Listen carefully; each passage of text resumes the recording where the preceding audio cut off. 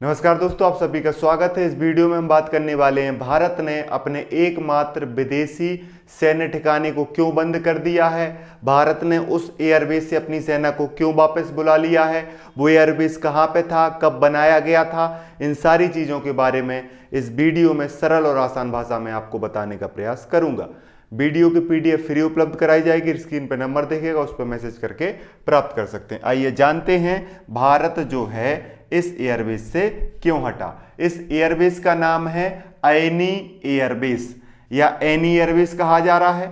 भारत ने लगभग 20 वर्षों के बाद तजाकिस्तान, कहां पे, ये ऐनी एयरबेस जो है ये तजाकिस्तान में स्थित था और भारत ने इस पर कब तक काम किया, लगभग 20 वर्षों तक इसका संचालन किया। लेकिन अब इसका आधिकारिक तौर पर जो है इसका संचालन करना बंद कर दिया है और हमारी सेना को यहां से वापस बुला लिया है। सेना को वापस तो 2022 में बुला लिया गया था, लेकिन हमारी सरकार ने 2025 में इसकी जानकारी ऑफिशियल की है। तो आपको याद रखना है, इसका नाम है ऐनी एयरबेस। ऐनी एयरबेस इसका नाम है और ये किस देश में स्थित था, तजाकिस्तान में स्थित था। यह भारत का एकमात्र विदेशी सैन्य ठिकाना हुआ करता था जो 2002 से लेकर 2022 तक सक्रिय रहा।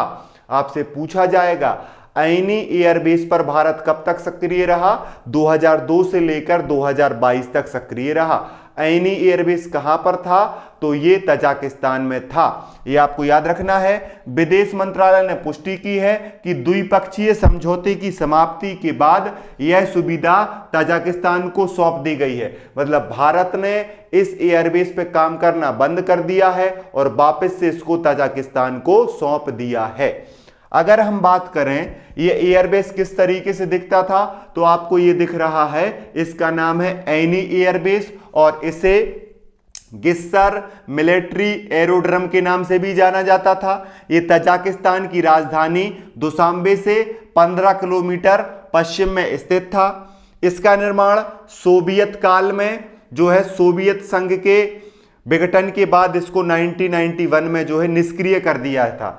ऐनी एयरबेस, जिसे गिस्सर मिलिट्री एरोड्रम भी कहा जाता है, यह सोवियत संघ के द्वारा बनाया गया था, लेकिन 1991 में जब सोवियत संघ का विघटन हुआ तो इसको जो है बंद कर दिया गया। लेकिन बाद में सन 2002 में भारत ने इसे जो है तजाकिस्तान के साथ समझौते करके भारत ने इसको प्राप्त किया और 2002 में भारत ने द्विपक्षीय समझौते के तहत इसका पुनर्निर्माण कराना शुरू किया, इसको मॉडर्न करना शुरू किया और यहां पर लगभग 70 से लेकर 100 मिलियन डॉलर जो है खर्च किए। भारत ने 20 वर्षों में 2002 के बाद ऐनी एयरबेस को मजबूत करने, उसको अपने उपयोग के लायक बनाने, उसको आधुनिक करने में लगभग 100 मिलियन डॉलर खर्च किए हैं, ऐसा मीडिया रिपोर्ट्स बताती हैं। अगर हम बात करें भारत का इसके लिए उपयोग क्या था, तो भारत के लिए इसका रणनीतिक उपयोग था। यह बेस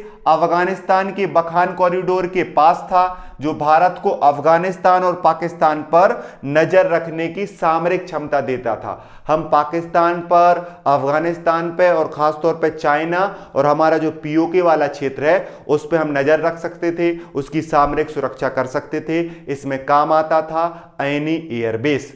और भारत इसका उपयोग अफगानिस्तान के उत्तरी संगठन को तालिबान विरोधी समर्थन, जब तालिबान ने अफगानिस्तान को फिर से 2021 में जब ओवरटेक किया तो यहीं से 2021 में तालिबान के कब्जे से भारत ने अपने नागरिकों को निकाला था। 2021 में जब अफगानिस्तान में तालिबान वापस आए तो वहां पे अफरा तफरी मची और उस स्थिति से निपटने के लिए भारत ने ऐनी एयरबेस का ही उपयोग किया था अफगानिस्तान से नागरिकों को सुरक्षित निकालने के लिए। इसलिए इसका बहुत महत्वपूर्ण रोल रहा है। अगर आप देखें तो ये यहाँ पे आपको तजाकिस्तान की राजधानी दुशांबे दिख रही है और इसके पश्चिम में यहां पे हुआ करता था ऐनी एयरबेस।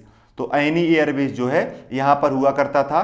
तो आप देखिए यहां से अफगानिस्तान वाले क्षेत्र पे है ना, पाकिस्तान वाले क्षेत्र पे, और यहाँ पे ये चाइना वाला क्षेत्र है। यहाँ से हमारी एयरफोर्स उड़ के जो है ऐसे भारत वापस आ सकती थी।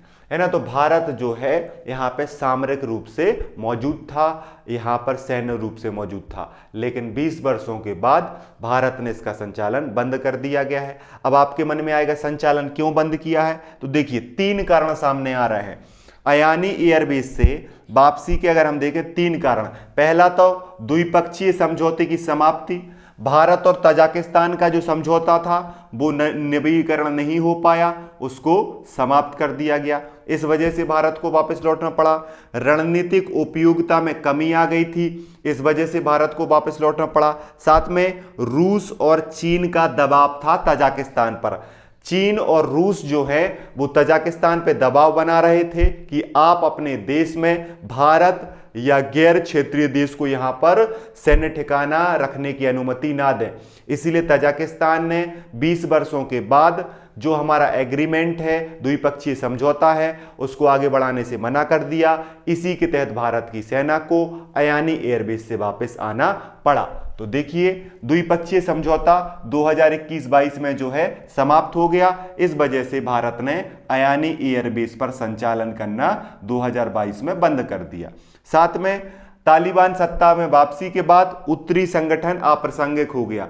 जब तालिबान वापस आ गए अफगानिस्तान में, तो हम जो उन्हें मदद करते थे उस मदद की जरूरत है ही नहीं, हम डायरेक्ट तालिबान से बात कर रहे हैं, तो इसकी जो उपयोगिता है वो भी कम हो गई थी। साथ में दोनों देश जो हैं वो रूस के मतलब कि जो तजाकिस्तान है वो रूस और चाइना के दबाव में आ गया था, इस वजह से वो हमारे साथ काम करने के लिए ज़्यादा कंफर्ट नहीं था। इस वजह से भी हमने इस एयरबेस को खाली करने का निर्णय लिया। अब आपके मन में आएगा कि सर इसका प्रभाव क्या पड़ेगा। पहला तो मध्य एशिया में भारत की जो सैन्य उपस्थिति थी वो समाप्त हो जाएगी, जिससे इस क्षेत्र में भारत का प्रत्यक्ष प्रभाव घट जाएगा। अब भारत जो है कूटनीति, व्यापार और कनेक्टिविटी परियोजना जैसे चाबहार बंदरगाह, INSTC परियोजना पर ध्यान केंद्रित करेगा।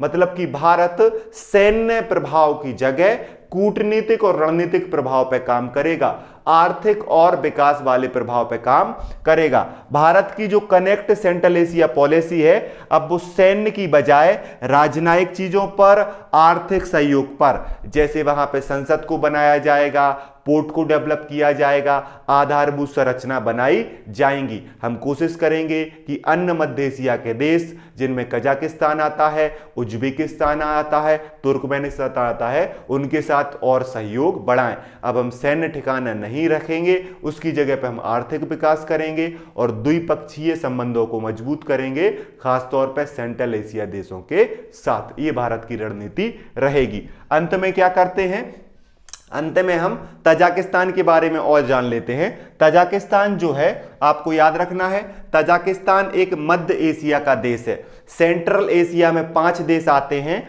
Kazakhstan, Kyrgyzstan, Uzbekistan, Kazakhstan, Kyrgyzstan, Uzbekistan, Tajikistan और तुर्कमेनिस्तान। ये 5 देश जो हैं, एक बार और रिपीट कर देता हूं।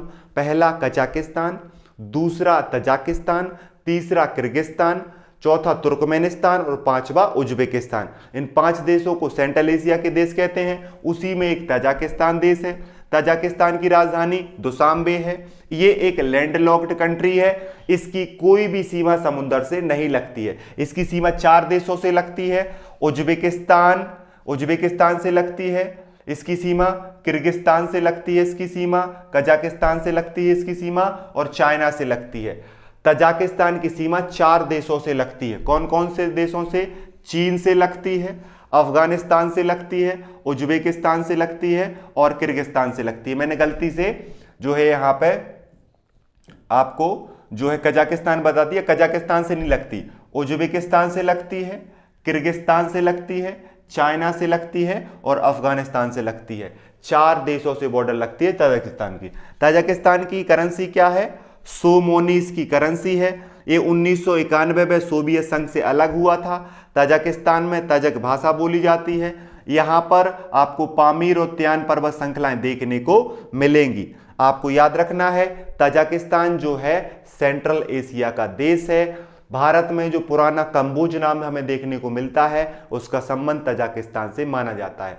3 चीजें महत्वपूर्ण रूप से याद रखना है। तजाकिस्तान कहाँ का देश है? मध्य एशिया यानी सेंट्रल एशिया का देश है। तजाकिस्तान की राजधानी दुशांबे है और तजाकिस्तान की जो मुद्रा या करेंसी है वो सोमोनी है, ये आपको याद रखना है। और भारत तजाकिस्तान का संबंध किस एयरबेस को लेकर था? अयानी एयरबेस को लेकर था। कब से कब तक था? 2002 से लेकर 2022 तक था। इसको खाली कर दिया है भारत ने, इसके लिए हमने वीडियो बनाया था। वीडियो कैसा लगा कमेंट करके जरूर बताएं। पढ़ते रहिए, मुस्कुराते रहिए, अपना ध्यान रखिए। जय हिंद, जय भारत।